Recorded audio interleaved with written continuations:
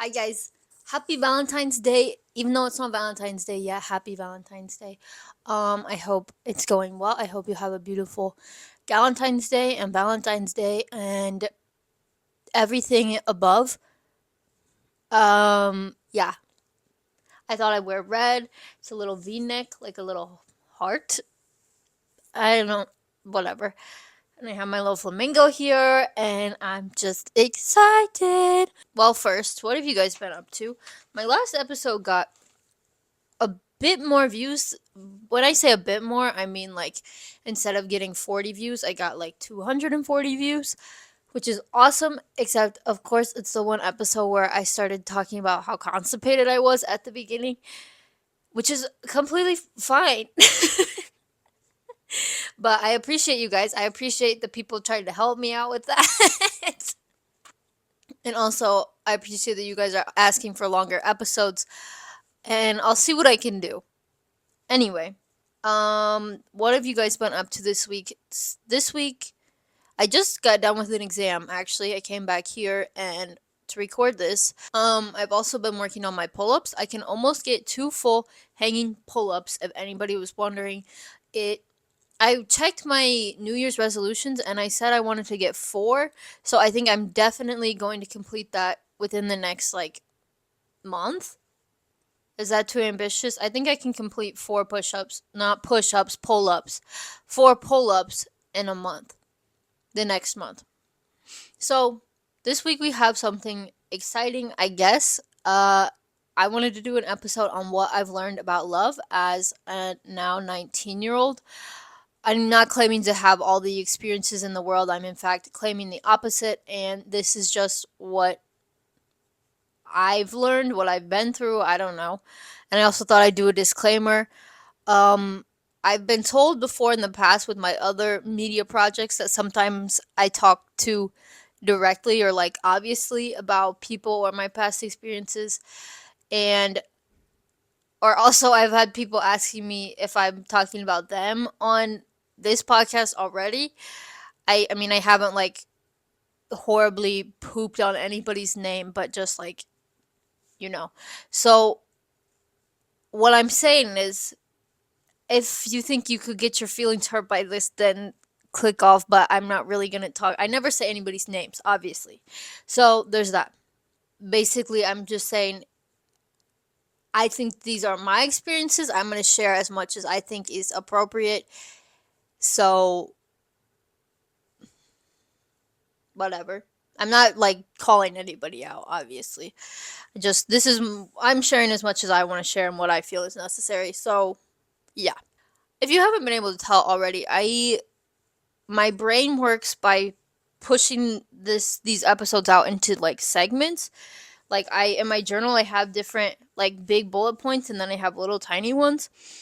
But first I want to talk about fundamentally what love actually is and what I've learned about it. I pulled out my notes, my computer's sitting right over there. I pulled out my notes from one of my psych classes on from when we were talking about relationships, because when I learned this it kind of sat back, it kind of broke my heart a little bit, and I was like, this is all that relationships are. Like, we're so selfish, stupid people. But I don't know, I thought it was interesting. Like, we talked about how humans have such a need for attachment, and like how you need to feel supported, and you like to have people who you can turn to in bad moments, and like you like to feel a dependence on people. Just humans in general like to feel a dependence on other people's, because you don't have to go through it all by yourself. And also like just a basic need for self-validation, which is something that I found very interesting, because we have such a need to feel validated in ourselves, and like the things I'm saying are important and that's why this person is listening to them, or I am attractive enough for this one person and that's why they're with me, or I am interesting enough, I have good enough stories and that's why this person is with me.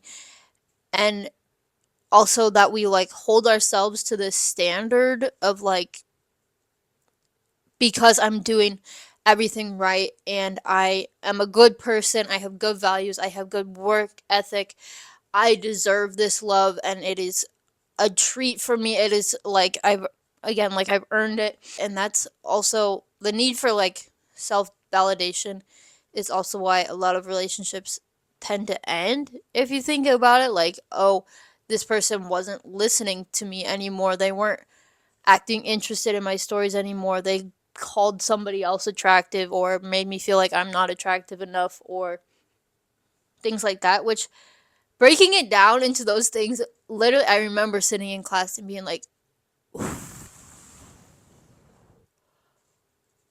there's no creativity to love. It's just human needs. There's no beauty in it. What are we doing? That's what it felt like.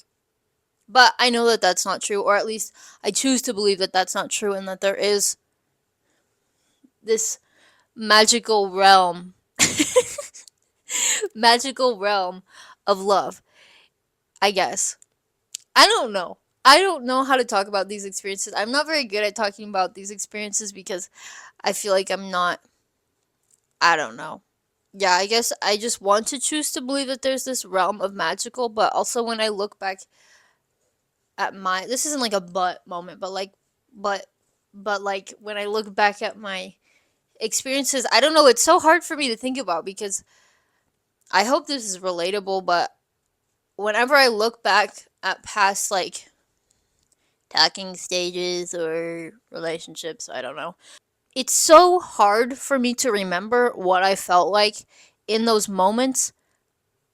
I'm sorry if this sounds like I'm trauma dumping or something, but it's so hard for me to remember what I felt like in those moments because I feel so disconnected from who I was then.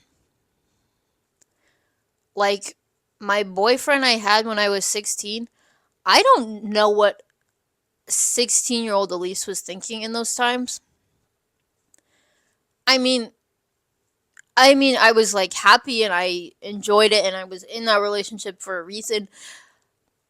But at the same time, I'm like, I can't even, I don't know. Is that, I don't know. I don't know. I don't know. I don't know. So I guess that can lead us into my next big bullet point, which was confusing. How confusing young love. God, I feel like a cornball talking about this. I'm sorry, guys, okay? How confusing young blood, young love is.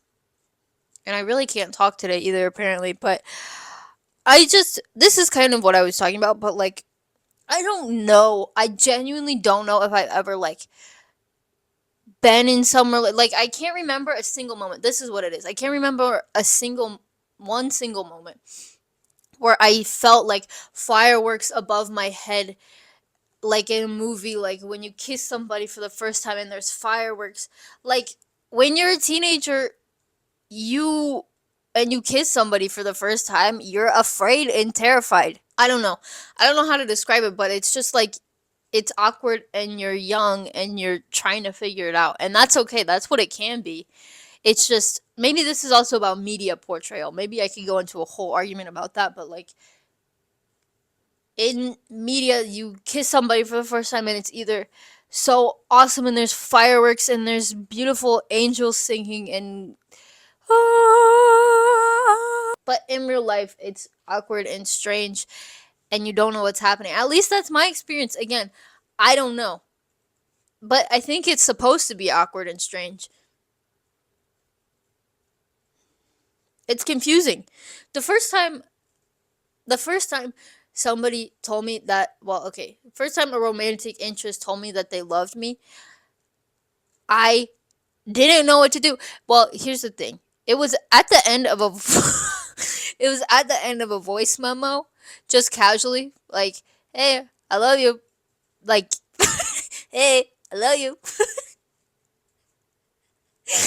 And then like the voice memo ended, and I remember exactly where I was. I was standing in my kitchen filling up my water bottle, and I literally stood there like I don't even, again, I don't remember what I did. I mean, I don't know what I even now I'm like caught back and I'm like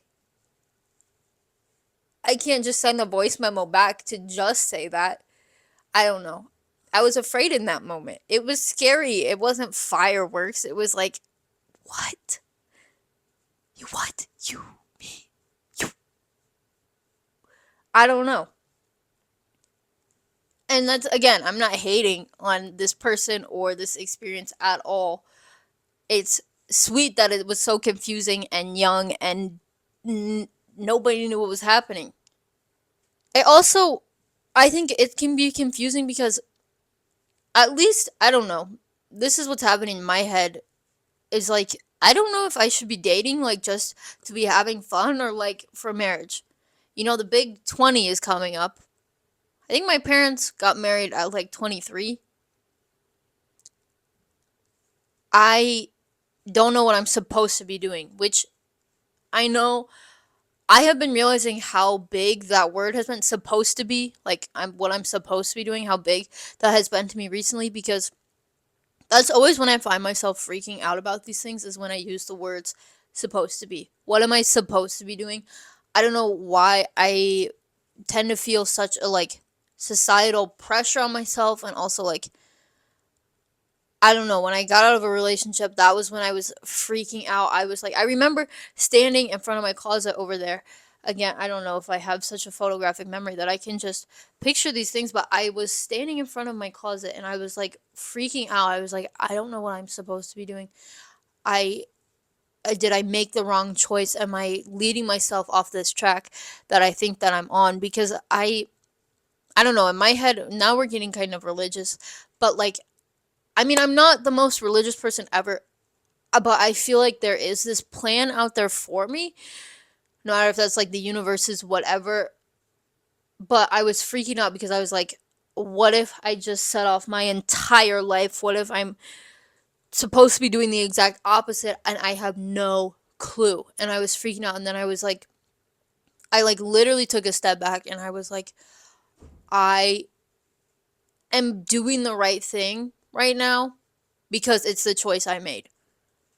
No matter what comes after this, I am okay with the decision that I made and what has happened, because there's still a future out there for me.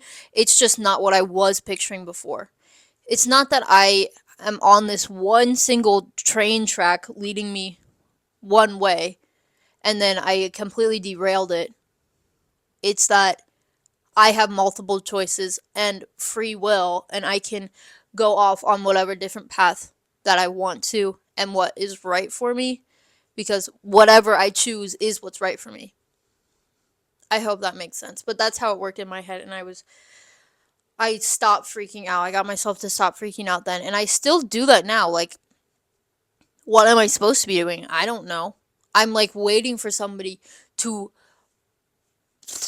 open my door, some guardian angel to slam open my door and say, this is what you need to be doing, and this is why, and this is what will happen. And then I can make a decision on anything, especially romantically, or just, I don't know, not just like platonically, like just relationships wise. I am the most indecisive person ever. I don't know. That's what I get tripped up on, is what I'm supposed to be doing. Like what I was saying with, like, am I supposed to be dating for fun? Am I supposed to be able to picture an entire life set out with this person and future? Because I don't know, my values are something that I hold very close to me, and I know values is such a general term, but, like, I think the way that I value other people, though, and how important it is that they have very specific values and, like, raised a certain way, but, like, I mean, I'm not strict about how you were raised, just the values instilled in you and how you behave and things like that is so important to me, to where I do take dating seriously, you know? Like, I want to be able to see a person as, like, my future person, my whatever person, like, someone who can adapt, you know? That's just what's conflicting in my head whenever I try to think about this stuff. I feel like I've also learned a lot about how I love as a person, whether that be friendships, relationships, whatever, family too. I have realized how important, I did a whole episode about this, but the love and remembrance, The Love and Remembering. Was that the title? I should probably know. That was my first episode, The Love and Remembering. But I pride myself so heavily on remembering like facts about people, or if you tell me about one of your other friends, then I try my very best to remember things about them. And I don't know, current things going on in your life, stuff like that. And again, I know I'm not different for this. This is just where I try to put my efforts. Hopefully, they come across in real life. But that's just what I find. I typically try to remember as best as I can and listen as best as I can.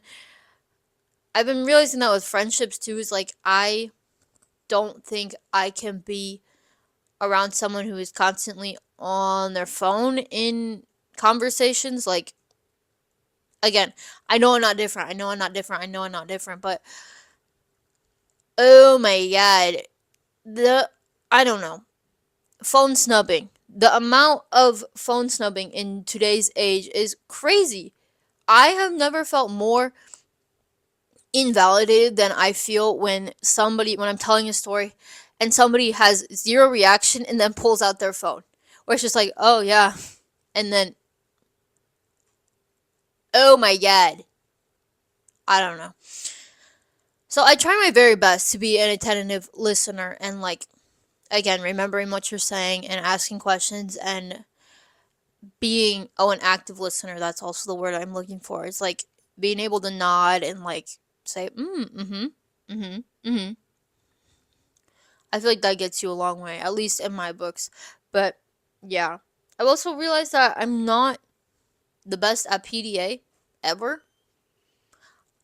Which is very confusing because I feel like one of my love languages is physical contact, whatever. Like if I'm seeing a person, yeah, I guess that's just the full start of the sentence. Then I could hug that person for an hour and probably not get bored. But in public, I am not. My my longer term relationship, none of my friends ever saw us kiss. Ever. Not a single one ever saw us kiss. Ever. And I don't even, maybe that is a bad thing. I don't know. And it's not like I'm like, ew. Ugh. It's just like, whatever. Whatever. I don't know. I also realized, I think I've recognized this in myself and then recognized it in other people, but I love how I want to be loved. Like, and it feels like such a selfish thing. Like, sometimes I would feel selfish because it's hard to determine whether you are fully putting your 100% love, effort, love and effort into, like, this gift that you just made. And, like, still in the back of your head, you're like, would they ever do this for me? Like, will they do this for me? Would they do this for me? Hopefully, me doing this for them will show them that this is the type of love relationship that I want to be experiencing. And it just feels selfish. But I don't know how to not feel selfish in that way because I think it's kind of human to wonder those things and try to set those expectations. I don't know. That's one thing that I wonder. I don't know. I feel like I can see that in other people too, like just like certain friends that love to make gifts or things like that, and it's like you can tell that it's their love language and they would love to be loved in that way, you know? Or friends that love to like cook for you or would come in your room and clean your whole room for you. Well, yeah. I feel like it's an adorable, like, humans are so cute moment. Hashtag humans are so cute moment in the comments below. Because I think it's sweet to see people loving how they want to be loved. But in the back of my head, I'm like, myself, I wonder, like, is this selfish or not? I don't know. But something I do know is, and my last big topic that I want to talk about is friendships and family love. Because in the last, like, well, I'll say in the last like 2 years, 3 years, this has become so prevalent to me because I feel like when I was like a younger teenager, and I'm not trying to sound so wise here, but when I was a younger teenager, I feel like it was harder for me to express love for like, I don't know. I'm gonna sound like a bratty little kid, but I wouldn't always tell my mom that I loved her, or like I wasn't good at telling my friends. I didn't start telling my friends that I love them until about 2 years ago. Like, and I felt like, I don't know if that's common or uncommon, but I just felt like I was behind. I felt like everybody else was so good at that and I wasn't. And like I didn't hug my I remember when me and like my best friend were talking about how we never hugged each other, and we started hugging each other then. We had been friends for 6 years and we didn't really hug each other until the 6th year. But I feel like I've been definitely learning how to be better at that, and I think I've gotten a lot better at it. Like hugging, whatever, telling your friends that you love them, and just being able to see how much love you do truly have all around you.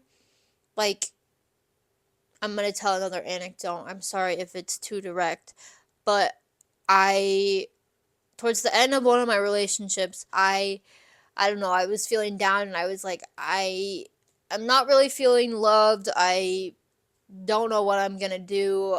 And I was on a trip with some of my family, and my mom and my grandma went to the store and they bought blueberries and Simply Lemonade and Lay's poppable chips. And I looked in the fridge when they got back and I saw that they got both Simply Lemonade and blueberries, and I literally almost started crying, which sounds crazy, but I know that my grandma picked out those blueberries for me on purpose, because every time I go to my grandma's house, I am the one that finishes the blueberries. I'm the one that starts eating the blueberries, and I'm the one that finishes eating the blueberries. Everybody else gets maybe 5. And when everybody's done eating and there's still blueberries left in the bowl, then she will just give me the bowl without saying anything. And we were on a trip. I hardly knew they were going to the grocery store, and I looked in the fridge and saw that my grandma bought me blueberries while we were on a trip too. It didn't even have to be in her house. It didn't have to be that we were staying for a long time, but she bought me blueberries. And Simply Lemonade. Most close to me know how much better I think Simply Lemonade is than all other lemonades. I think my mom probably would have been the one to buy that, or like to pick it out, because for all of my like dinner parties I have with friends, or like birthday dinners or events just where friends are coming over, I'll ask my parents to buy Simply Lemonade. Didn't mean to go off on a tangent, but I looked in the fridge and saw that they cared about me that much and that they thought about me in the grocery store, and I was like, I have so many people in my life that can show me that they care about me and love me, and I have love all around me, and I don't need to be sacrificing that or valuing that less with certain people in my life. Or seeing like the way that my friends write cards about me. I have one card hanging up right there specifically from my dear Macy girl. She has a YouTube channel, by the way, Macy in Motion. And she wrote me that letter. The way that she's able to describe me, again, this is the need for, not to circle it back to the beginning, but how validating it feels to hear her talk about me and my values, and like what she's able to recognize me and see me as. When I read that, I think I did probably cry, because you there are so many people in your life that can recognize these things, and if there's not that many people that can recognize, then I would suggest reevaluating your friends and like your relationships with your family. I don't mean to take a stance on that, but like the way that my friends are able to write cards for me or talk me through different situations or give me advice about things, they make me feel so heard and loved and seen, and I love them all very much. As I was preaching about how much I love my friends, my storage ran out for the first time since starting this podcast, which is kind of crazy because I had like 4 hours of footage.